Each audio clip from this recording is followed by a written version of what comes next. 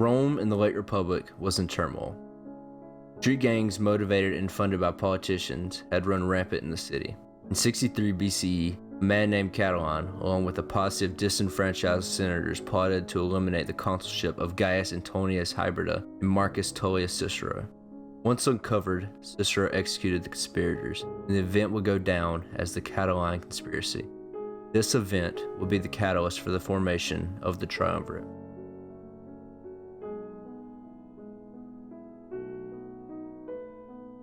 Worth anywhere near 150 to 200 million sestertii, he is arguably the richest man in recorded history, and certainly the richest man in his era.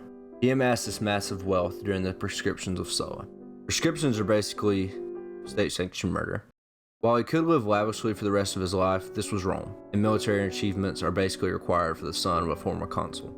While I'll go into Sulla in a later date, for this story, all that needs to be known is that around 8 years after Sulla's civil war, a slave revolt broke out in southern Italy, led by a gladiator named Spartacus. After several embarrassing defeats by Spartacus, Crassus, with around 8 legions, was sent to combat the revolt.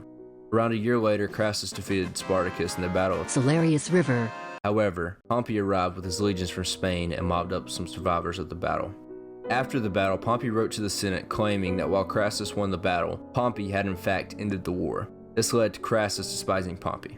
Later in the year 70, both men were elected consul off the victory. Pompey was the son of a former consul, and like Crassus, Pompey sought out victory, and he got it. Even before he took credit for the defeat of Spartacus, he had already earned more fame and glory than any other person alive at the time. His moniker, Magnus, means great, literally Pompey the Great. Crazy part is Sulla adorned him with this title at the age of 25. Just to give you an idea, here are all the achievements he had. He fought in the Social War. He led an army against the Marians in Sulla's second civil war. He married Sulla's daughter. He fought in the Saturnian War. He defeated the Mediterranean pirates. He fought in the Third Mithridatic War. He added Syria and Judea to the Republic. Now you may be thinking, why would these men need a third person to help dominate the Republic? With the wealth of Crassus and the prestige of Pompey, you really don't need anyone else to carve the Republic. Even with a hatred for each other, you both want the same things. If you were asking this question, then you need to know just how insane the politics of Rome were at this time. Pompey returned to Rome after defeating Mithridates the Great and requested that the Senate ratify his conquest in the East. He also desired to grant land to his veterans. However, he was considered a threat and a tyrant by the Conservative Party, and neither of his proposals ever saw the light of day. Crassus wanted to help the tax collectors, but much like Pompey, he was getting nowhere. He was gaining no ground, nothing. I want to delve deeper when talking about Caesar in the future. However, at the time, he had not achieved nearly the feats that would transform him into the most famous Roman ever. What needs to be known is that he was very ambitious and very intelligent. At the end of the civil war between Sulla and the Marians, which I will explain in the future, the victorious Sulla decided to purge the people he considered loyal to Marius. This is the same purge that propelled Crassus to his wealth. Caesar was a nephew of Marius. Due to this, he was stripped of all his wealth and his lands and therefore went into hiding. While Sulla was swayed against killing the young man, Caesar decided it was best to stay away from Sulla. During this time, he received military experience in the East and earned the civic crown, a very prestigious honor, while on campaign. After Sulla's death in 78 BCE, he returned to Rome and began to receive positions of authority. First, he became a military tribune and was elected to the College of Pontiffs, 73 BCE. In 69 BCE, he became a quaestor, and in 65 BCE, he was elevated to the office of aedile.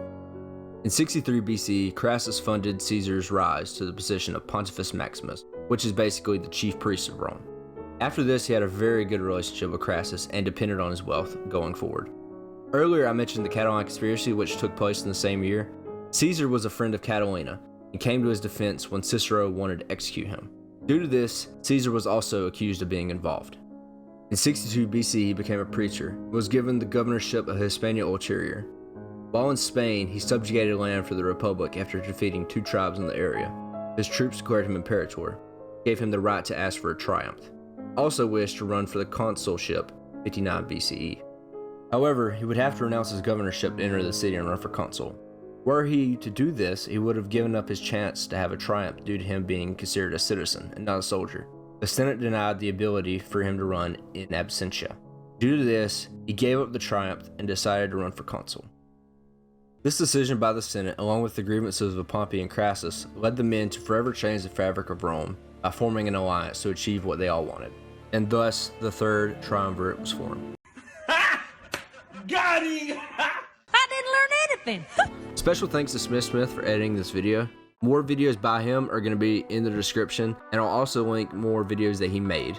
I would also like to mention Historius Civilis for the inspiration to make this video. He's very talented, and I will link several of his videos in the description for details into Roman politics. Anyways, thank you for watching. Please like and subscribe, and I will see you all later. Thank you.